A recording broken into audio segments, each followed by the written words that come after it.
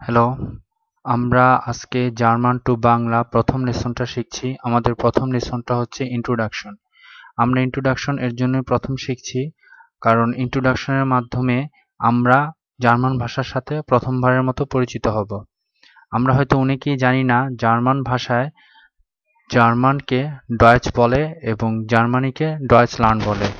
Germany বলার কারণ হচ্ছে ব্রিটিশরা যেরকম ভারতবর্ষকে ইন্ডিয়া বলতো, তেমনি ব্রিটিশরা এবং যারা ইংলিশ স্পিকিং তারা ডয়েচল্যান্ডকে জার্মানি বলছে এবং ডয়েচ ভাষাটাকে জার্মান বলছে। তো আমরা শুরু করতে পারি আমাদের আজকের লেসন। আমাদের আজকের লেসন আমি একটু আগেই বলেছি, সেটা হচ্ছে ইন্ট্রোডাকশন। জার্মান ভাষায় কিভাবে একজন আরেকজনের সাথে ইন্ট্রোডাকশন হতে পারি। তো শুরু করা যাক। আমরা ইন্ট্রোডাকশনের মাধ্যমে একজন আরেকজনকে কি দিয়ে প্রথম শুরু করি? বাংলাদেশিরা বা আমরা যারা আছি তারা সাধারণত সালাম দেই, ইংলিশরা হ্যালো বলে। তো ইংলিশদের সাথে জার্মানদের এই জায়গায় একটু মিল আছে, যে তারাও হ্যালো দিয়ে শুরু করে, সাধারণত হ্যালো দিয়ে শুরু করে। তো তারাও হ্যালো বলে। তারপরে যে কথাটা আমরা বলি সেটা হচ্ছে এই যে সালাম দেই, না হলে ওই ইংলিশরা যারা আছে তারা গুড মর্নিং, গুড ইভিনিং এইভাবে শুরু করে। জার্মানরাও ঠিক একইভাবে শুরু করে, তারাও গুড মর্নিং দিয়ে শুরু করে বা গুড ইভিনিং যে সময়টায় থাকে।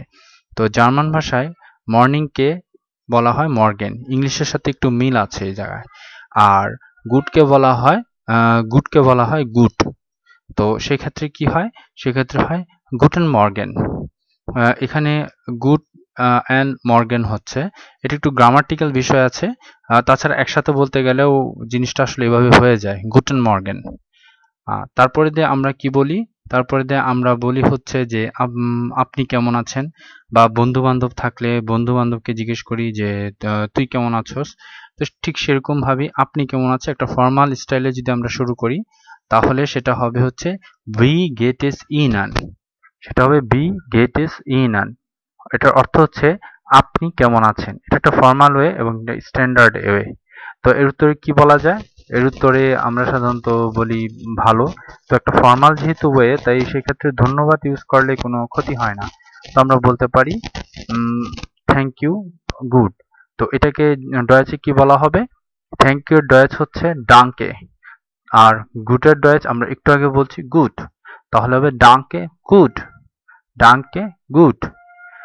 ঠিক এরকমই ভাবে এটা যদি একজন বন্ধু বান্ধবের সাথে হয়, যেটাকে ইনফর্মাল ওয়ে আমরা বলতে পারি, সেই ক্ষেত্রে হয় বি গেটস টু ইউজ করা হয়, বা বি গেটস দিয়েও সেন্টেন্স শেষ করা যায় এবং উত্তরে আসতে পারে ডাঙ্কে গুড একইভাবে।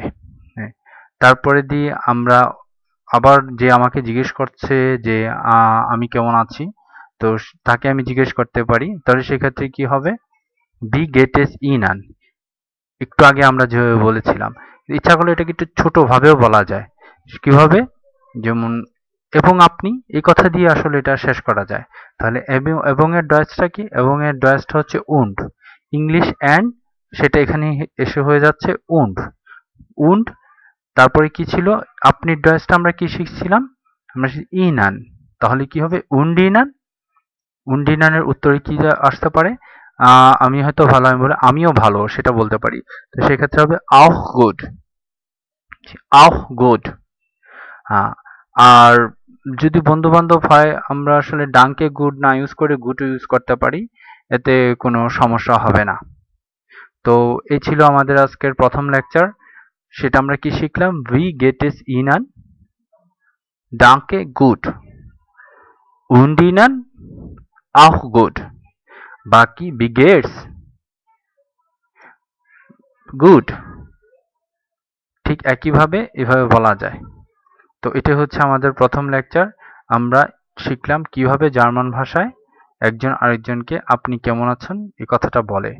এছাড়া সময় এবং অবস্থা অনুযায়ী ইয়ার মতো মর্নিংকে তারা বলে হচ্ছে গুটেন মর্গেন, দিনের সময়টাকে বলে গুটেন টাগ, এবং রাতে বলে গুটেন নাক্ট। তো আজকের মতো গুটেন নাক্ট, অফ উইটারসেন।